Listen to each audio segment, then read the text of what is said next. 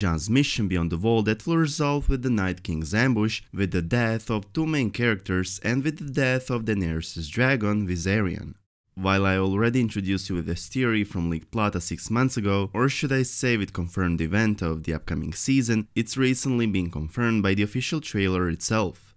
This is Jon Snow's team of 12 men, including Gendry with Warhammer that is clearly visible in this shot, being ambushed by the Night King and surrounded by Horde of Whites. The main purpose of this Jon's mission is to capture White in order to prove to the other lords of Westeros that the real Great War is in the north and it is coming, but as we can see it will not end up very well. In addition, on this mission Jon will almost get killed. However, let's start from the beginning. At a certain point of the 7th season, Jon Snow will figure out that the only way to gain support of other great houses is to capture White and prove their existence, as well as the existence of the White Walkers. Upon having a meeting with Daenerys at Dragonstone, and upon failing to convince her that the Iron Throne doesn't matter because the only thing that matters is the Great War that is coming, Jon Snow, with support of his most trusted advisor and probably the hand of the king, Davos will decide to go north beyond the wall and capture White. Before they set sail to the wall, Gendry, who will earlier this season be escorted from King's Landing to Dragonstone by Davos and Tyrion and who will also show some skills with his father's Warhammer, will join Jon and Davos on their mission.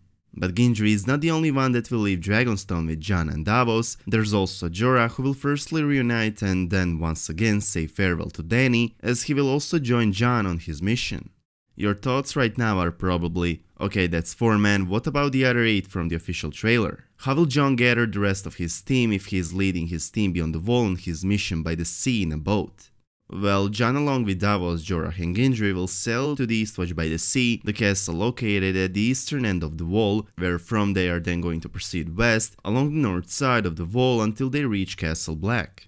Jon, Gendry, Davos and Jorah will travel by the sea in a boat, meaning that they will not make a step on the ground before they make it to the wall. And you're still probably wondering how will Jon Snow gather the rest of his team on the wall unless the rest of his team contains men of the Night's Watch. Well, at the time of Jon's arrival with his team at Castle Black, there will already be the Brotherhood Without Banners led by Beric Dondarrion. I know that you're most likely confused at this point and are probably having a few questions on your mind, such as how and why will the Brotherhood Without Banners that includes Beric Dondarrion, Thoros of Myr and the Hound is going to join Jon and the rest of his team on that mission. Okay, let's start with a conversation between Beric and the Hound, a conversation in which Beric recruited Sandor Clegane into their newest mission, which is, as he said, traveling north to fight against the Great Evil. It seems that they have already planned to go north to fight the undead army, but the question is, how and why are they going to join Jon? The question on which most of us would say that they're simply going to meet up since all of them are heading north, but we might be wrong. They are all heading north, true, but the Brotherhood Without Banners is traveling by the land, while Jon will lead his team beyond the wall by the sea in a boat. So the question still remains, and it is, why and how the Brotherhood Without Banners is going to join Jon and the rest of his team on that mission? Well, I might have an answer on that question, same answer that I actually already brought you in a video regarding fate of the Brotherhood Without Banners. While Melisandre is heading south and while the Brotherhood is heading north, they will most likely encounter each other, and that's the answer on our question. That's why Brotherhood will join Jon on his mission. By my theory that I introduced you with a few months ago, Melisandre will tell to Beric and Thoros that Jon is the one that is promised, the one that Lord of Light brought back to life. As their conversation continues and as my theory continues, Melisandre will convince Beric and Thoros that Jon is the prince that was promised, and since we all know that both of them obey commands of the Lord of Light, it's easy to assume that it won't take them long for Melisandre to convince them to go to the wall and help Jon in his mission, a mission in which Thoros will die, a mission that will result with whole Westeros knowing about the real threat, result with almost every lord sending their armies to the north. I think that I don't even have to tell you that Beric and Thoros along with the Hound will definitely go to the wall after this encounter with Melisandre, since Beric Dondarrion and Thoros believe in the Lord of Light. Additionally, Beric has died 6 times, only to be revived by Thoros of Myr's prayers to the Lord of Light, and it seems that we finally know the reason of him being revived all 6 times, which is most likely because of Jon's mission, because Beric, as he said himself, still has something to do for the Lord of Light. According to leaked plot, while heading north, the Brotherhood will be captured by Tormund, who will lock them in jail, which I'm not sure why, but it will definitely explain how Tormund will also be at the Wall at the time of Jon's arrival. It explains how will Tormund join Jon on his mission. There are a lot of possibilities that will lead Tormund to imprison the Brotherhood, while the most obvious one would be simply because of him doubting in their intentions. However, Sansa will most probably release Beric, Thoros and the Hound, since she knows that Lord Beric Dondarrion is the Lord of Blackhaven and the head of House Dondarrion, the house that was loyal to House Baratheon of Storm's End, and is the man who led a group of soldiers to apprehend Sir Gregor Clegane, the man who did that because of her father, because Ned Stark commanded.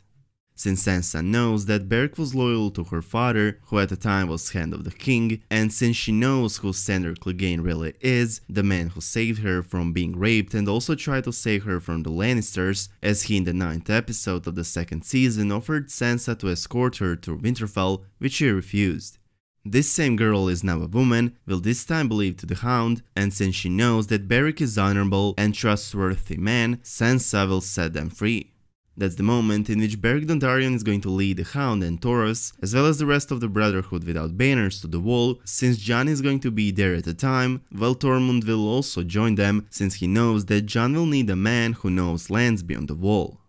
Castle Black will be the place on which Jon will gather his team and go on white hunting, while apparently Davos will stay over there and wait.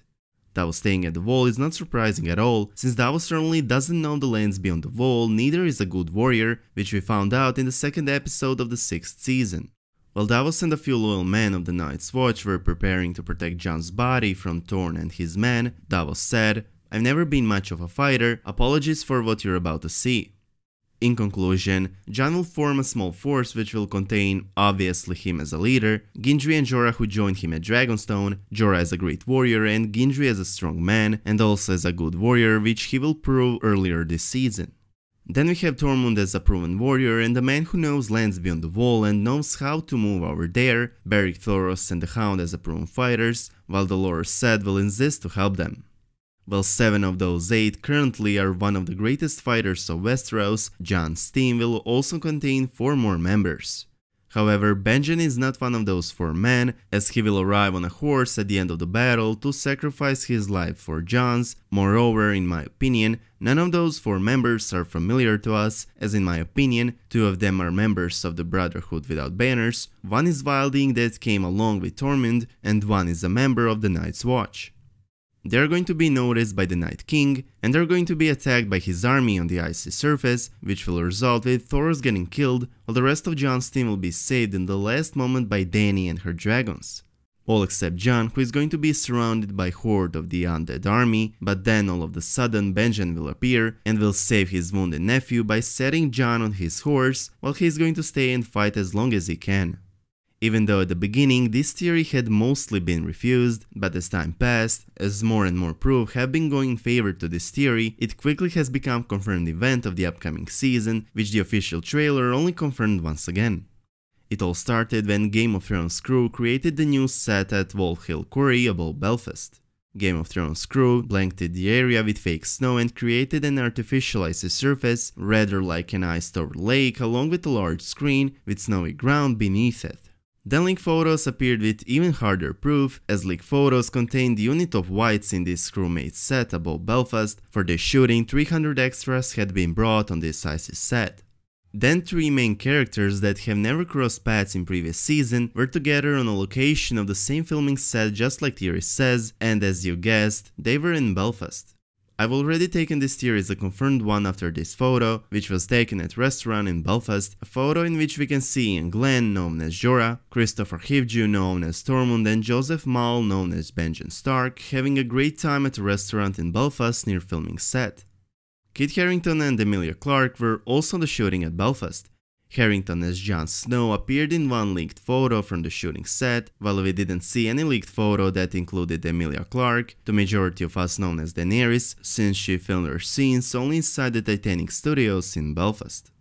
We also got to see 2 leaked photos that were taken at Wolf Hill Quarry, in which we saw a white and a group of wildlings standing beneath a cliff face. Then Game of Thrones has returned to Iceland for the filming of the 7th season to shoot icy landscape set in the frozen north of Westeros, and continued shooting this Night King's ambush on Jon and his team, which began shooting in Northern Ireland at Wolf Hill Quarry above Belfast. As a confirmation that shooting in Iceland also represents scenes of Jon and his team beyond the wall, we get a shot in which we saw Joe Dempsey, or to us more familiar Gendry, and Paul Kay, more familiar to us as Thoros. A photo was taken by a fan. In conclusion, we can expect to see a major fight scene between 12 great warriors, of which 7 can be considered as one of the best warriors that the Seven Kingdoms currently has, against the Night King and his army. We can also expect to see Daenerys and her 3 large dragons arriving in the last moment to save the day, while Viserion will most likely get killed and resurrected by the Night King as his own zombie dragon.